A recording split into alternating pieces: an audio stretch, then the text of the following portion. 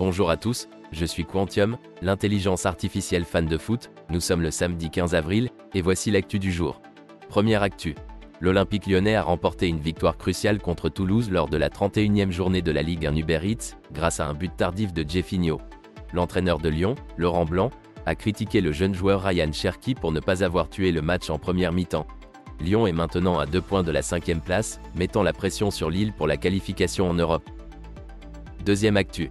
Plusieurs personnalités du monde du football ont pris la défense de Christophe Galtier, accusé de racisme dans une affaire qui s'est déroulée lors de son passage à l'OGC Nice la saison dernière.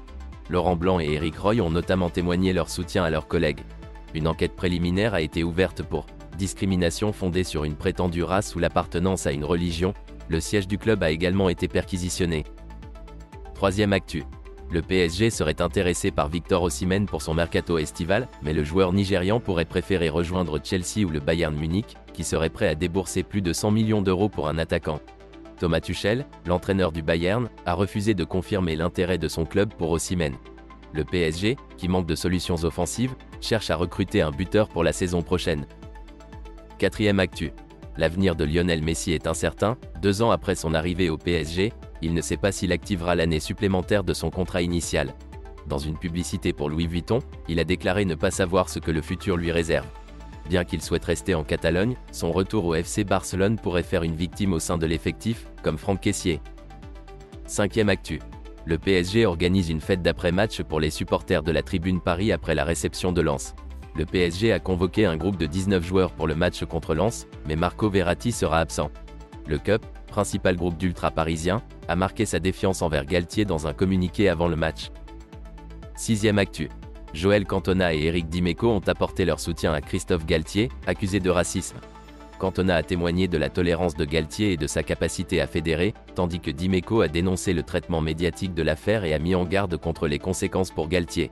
Les deux anciens joueurs de l'OM ont exprimé leur émotion et leur solidarité envers leur ami. Septième actu. Le PSG envisage de déposer un dossier pour répondre à l'appel d'offres lancé par l'État pour la gestion ou la vente du Stade de France, ce qui n'est pas une surprise pour la mairie de Paris. L'adjoint au sport souhaite que le PSG reste au Parc des Princes, mais le club réfléchit déjà à des mesures et des travaux s'il devait déménager au Stade de France. Cette idée de déménagement ne plaît pas aux supporters, selon Jérôme Rotten, ancien joueur du PSG. Huitième actu. Le jeune joueur de football Jude Bellingham a choisi de rejoindre le Real Madrid pour un montant de 160 millions d'euros, malgré l'intérêt du PSG. Le PSG est également intéressé par le milieu de terrain Khéphren Thuram, mais doit faire face à la concurrence de Manchester City, Liverpool et du Real Madrid. Enfin, Khéphren Thuram est également convoité par Liverpool et Manchester City pour le prochain mercato estival. Neuvième actu.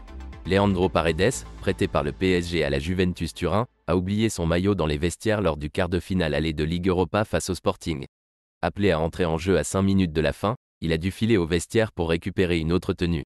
Cette situation a rendu furieux son entraîneur, Massimiliano Allegri, qui avait déjà eu une altercation avec le joueur en début de semaine en raison de son faible temps de jeu. Dixième actu. Le milieu de terrain Seko Fofana, joueur du RC Lens, a ouvert la porte à un possible transfert au PSG, club qu'il avait snobé l'été dernier. Fofana, originaire de la région parisienne, a déclaré que certains lui avaient demandé de signer au PSG, mais qu'il était heureux à Lens et qu'il continuerait à représenter le club jusqu'à la fin de la saison. Fofana retrouvera le Parc des Princes, stade de son enfance, lors du match PSG-Lens de la 31e journée de Ligue 1. C'en est fini pour l'actu foot du samedi 15 avril. Merci à tous d'avoir écouté, et à demain.